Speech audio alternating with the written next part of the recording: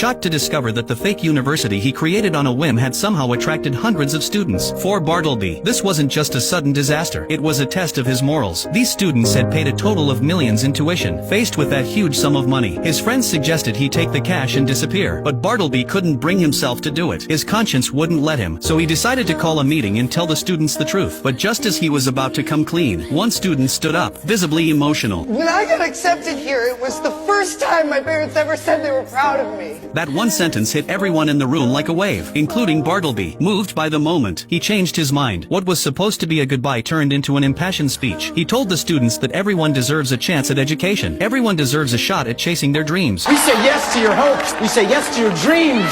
Welcome to South Arnhem Institute of Technology! But how did things spiral to this point? It all started a few days earlier, when Bartleby received the list of college admissions and his name wasn't on any of them. Rejected by every school. He panicked. He didn't want to disappoint his parents, so he came up with a wild idea. If no college would accept him, why not make one up? He printed a fake acceptance letter, tweaked a school logo, gave the fake college a name, and wrote a short description to make it look real. But a letter alone wasn't convincing enough to sell the lie. He asked a tech-savvy friend to help him create a fake college website. That way, when his dad handed him the acceptance letter and said, "Congratulations, you've been accepted," he could act just as surprised. Congratulations, you've been accepted! His mom teared up with joy and gave him a heartfelt hug. But even in that touching moment, his dad looked skeptical. With Bartleby's grades, this seemed unlikely. Thinking fast, Bartleby pulled up the fake website. That bought him a little more time. The next day, his dad handed him a check for his first semester's tuition. And before leaving, he shared one more surprise. On the first day of school, the whole family would be driving him to campus together. That's when Bartleby realized the trap he'd set for himself. There was no school. But soon, his family would find out the truth. Desperate, he gathered his friends to figure out a plan. They needed a place that could pass as a college at least for one day. After some searching, they found an old, abandoned hospital. It was run down, dusty, and falling apart. But Bartleby saw potential. They all did. So they got to work. They tore down the fences, cleaned every room, and fixed whatever they could. After days of non-stop effort, the South Harmon Institute of Technology finally looked like a real school. But they weren't done yet. They needed a president. Bartleby's dad was serious about education. He'd definitely want to meet the head of the school. That's when Bartleby's friend Glenn had an idea. His uncle used to be a respected professor at nearby Harmon College but was fired for being a little too unconventional. Now he worked in a clothing store, just scraping by. Bartleby asked him to play the role of president. Surprisingly, he said yes without hesitation. They also brought in volunteers to act as students. Once everything was in place, Bartleby and his parents arrived at the fake campus. The renovated space and clean facilities impressed even his strict father. For a moment, it looked like Bartleby had pulled it off, but the moment they stepped inside, his dad started noticing strange things. It felt like a hospital. To ease his doubts, Bartleby rushed to introduce his parents to the president. Luckily, the man still had real experience in education and gave